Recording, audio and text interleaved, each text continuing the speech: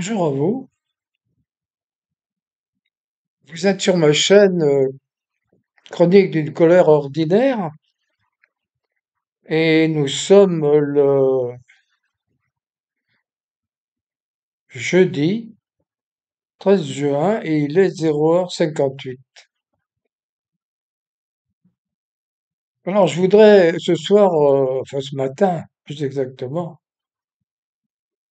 vous entretenir très succinctement dans une petite vidéo qui sera très courte de deux remarques concernant premièrement le parti Les Patriotes de Florian Philippot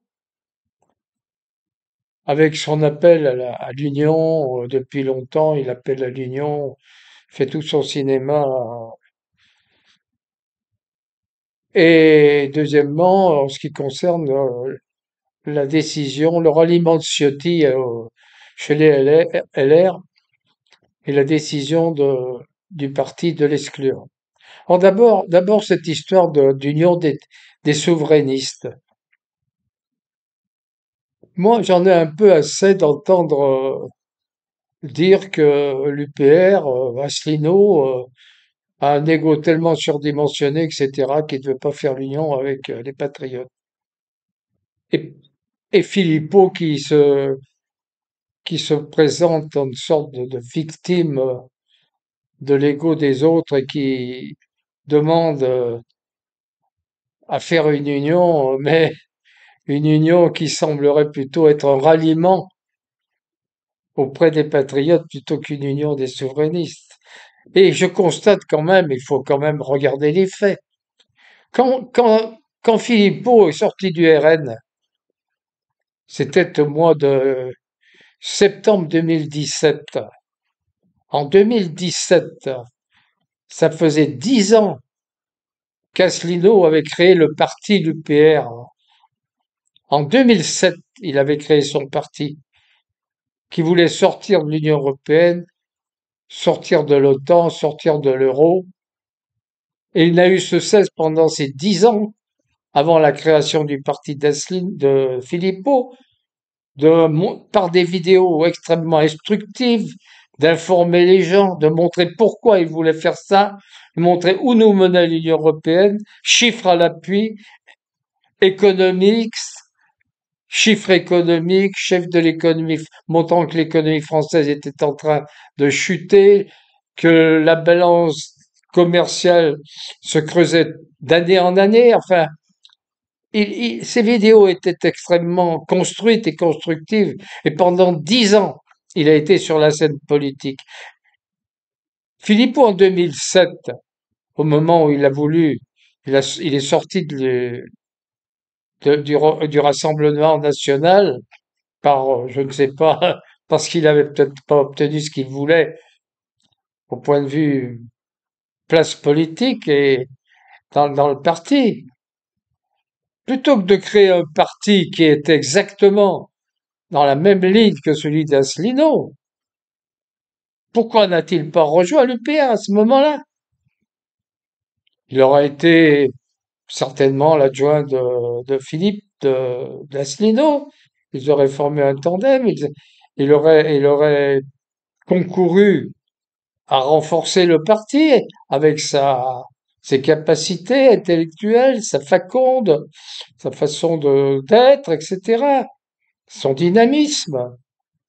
Non, non, il a créé son propre parti qui a repris mot pour mot les mêmes buts que celui d'Asselineau et qui d'année en année a essayé de grignoter sur les mêmes plates-bandes 10 ans après. Et maintenant, il vient se plaindre maintenant qu'il n'y a pas d'union des souverainistes. De qui se moque-t-il?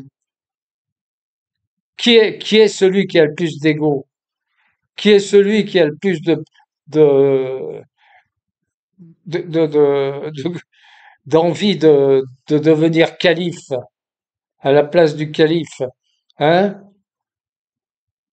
Réfléchissez un peu. Moi, je me pose la question. Il avait à ce moment-là, s'il avait des ambitions politiques et qu'il était convaincu sincèrement qu'il fallait sortir de l'Union européenne, le, Il y avait un seul parti à ce moment-là qui lui tendait les bras. Il n'avait qu'à y adhérer. Non, il a préféré créer son propre parti, qui savait très bien aller faire de l'ombre à celui d'Asselineau et qui allait diviser les souverainistes, justement. Il le savait pertinemment. Alors on peut se poser la question, n'a-t-il pas fait cela par calcul politique et par ambition et parce qu'il était aidé peut-être par certains qui voyaient leur intérêt? La question est posée. Je vous demande d'y réfléchir. Deuxième remarque, là je viens d'écouter une vidéo où les LR ont exclu leur président qui avait annoncé avec une célérité extrêmement, extrêmement désagréable et montrant la bassesse de ces gens et de leur recherche des prébendes et de postes avant les convictions de chacun, avant leurs propres convictions, qu'ils n'ont jamais eues d'ailleurs. Et Éric Ciotti en était un exemple patent. Et je suis heureux, bien que n'étant pas particulièrement euh, sensible à leur politique et n'étant pas tout à fait dans cette voie, je suis sensible et je content que les LR aient retrouvé un peu de leur dignité. Ce qu'ils ont fait, c'était la seule façon de rester droit et digne et peut-être de reprendre un peu du poil de la bête et de revenir un vrai parti qui défend des convictions, qui défend une politique pour la France. Peut-être vont-ils enfin comprendre que être d'une véritable opposition, ça serait pas mal, et que défendre les intérêts de la France en dehors d'une Europe mortifère, ça serait pas mal non plus.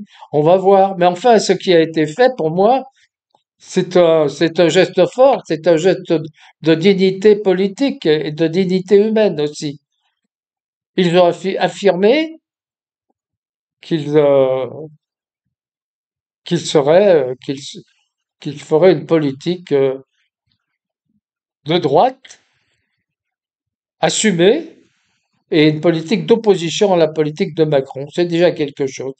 Voilà, je les en félicite et je vous lève ces quelques réflexions à votre sagacité. Je vous remercie de m'avoir écouté et à bientôt, j'espère.